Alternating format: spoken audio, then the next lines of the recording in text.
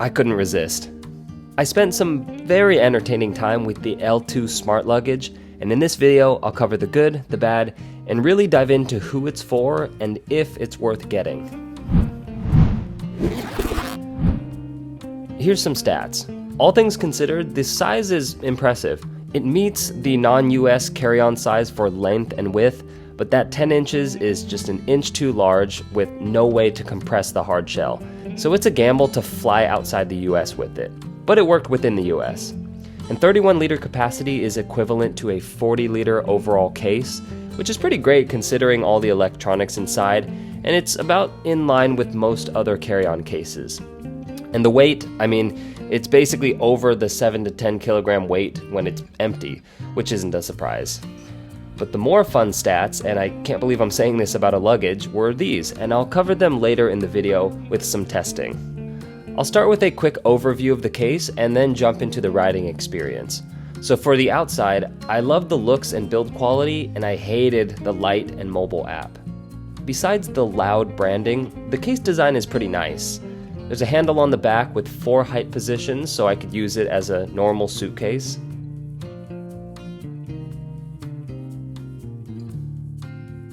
There's a removable power bank slot that can be used as just a normal power bank, but its main purpose is to power the wheels. It was easily removable, but there's actually no clips or anything to disengage the battery or hold it in, and it just kind of drops in and pulls out, and it's held in place by the top handle when it's closed.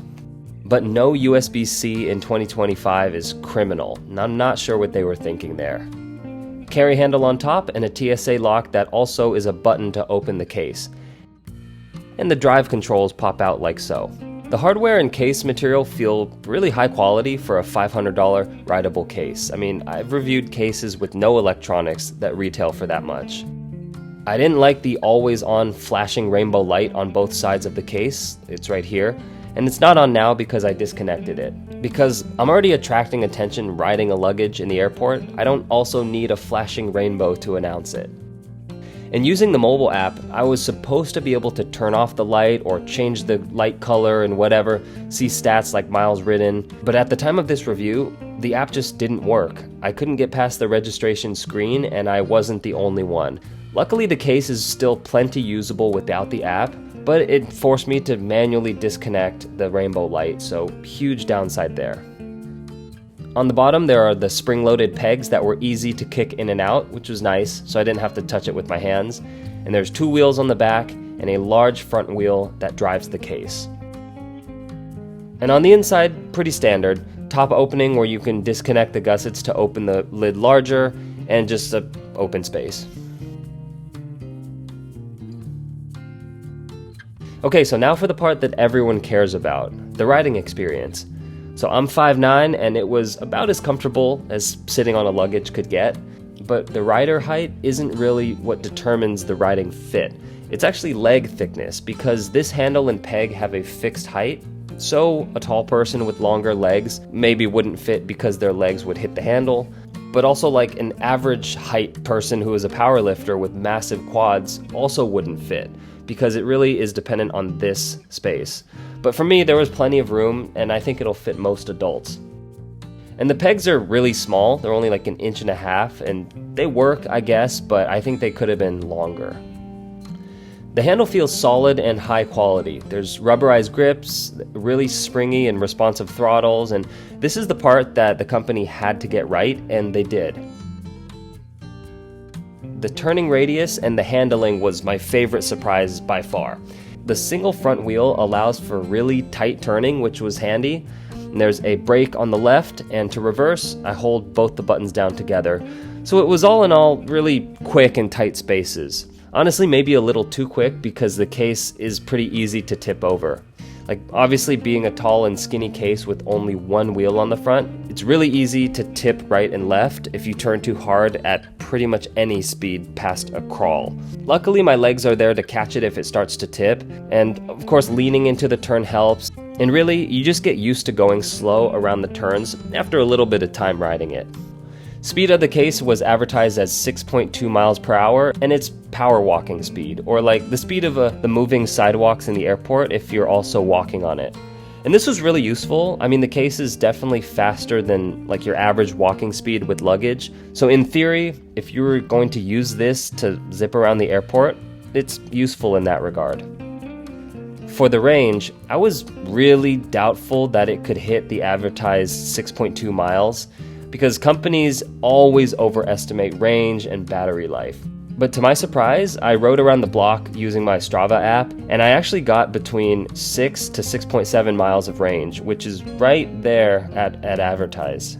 Again, this is with a 155-pound rider with luggage inside, tested outdoors on a mostly flat surface. The sidewalk had more rolling resistance than in a smooth airport floor, so the range in theory may be a little bit further in an airport, but really the biggest impact on range is the weight of the rider. But regardless, if you're getting over 6 miles of range, you pretty much don't have to charge it on the entire trip, because I don't imagine anyone riding more than 6 total miles on a single trip. And finally, the two most important questions. Who is this for, and should I buy it? Well, it's complicated. I had the most fun riding it at home with my kid, to be honest, and moderate fun in the airport because I didn't quite have the social confidence to ride around with other people and TSA staring. It felt exactly like how it looks from the outside, an adult riding a toy. But that was my personal problem.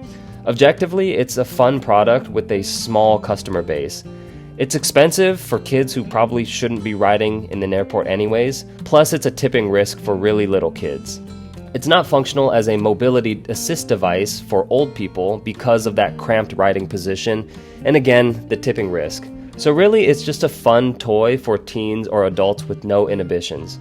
The real consideration for purchase is that you have to be okay with the entire life cycle of ownership.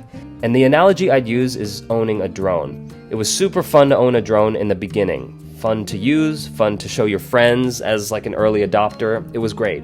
And then the luster kind of begins to wear off because, I've flown it every place that I wanted to in the area. And so it became a use my drone once in a blue moon sort of thing.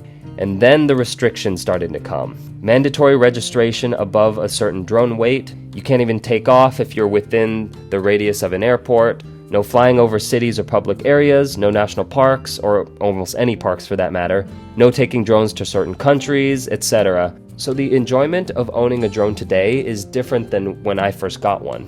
But drones are obviously still popular. It's just for niche users who love them enough to deal with all those restrictions and limitations. And I see rideable luggage in a similar light, assuming they even get popular, which they may not. Lithium-ion battery restrictions for airlines are already strict and will only get stricter. These batteries have to be removed from the case in order to fly, but you also can't check in the battery. And some airlines won't even let you carry on the battery, even if it's removed. And we all know that every airport is one idiot away from banning rideables altogether. So if you're considering this L2 smart luggage, you have to accept it for what it is. It's not a racing vehicle or a wheelchair replacement. It's purely just fun, which it was.